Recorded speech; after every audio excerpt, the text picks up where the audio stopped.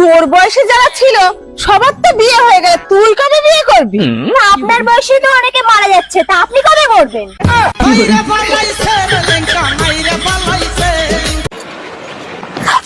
আর একটু দেখে চলতে পারেন না? একটু ভালো করে তো বলতে পারেন। একটু দেখে চলতে পারো না?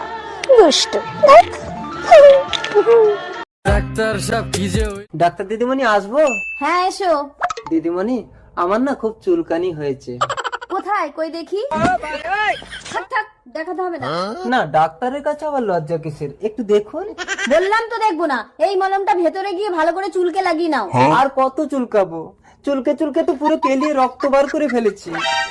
দেখতে পাচ্ছেন না, হাফ প্যান্ট পরিনি, গামছা পরে চলে এসেছে। ঠিক আছে, গামছা খুলে মলমটা লাগাও। গামছা খুলে ভালো করে মলমটা লাগিয়ে নেবো। মলমটা কই? ডাক্তার দিদিমণি, আরে তোমার গামছা কই? গামছা? দিদিমণি ওখানে তো একটা মহিলা। আরে তুমি পেশেন্ট রুমে গেছো কেন? তুমি তো যাবে বাথরুমে।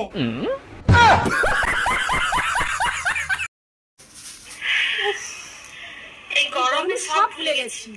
আমি জানি কার বউ।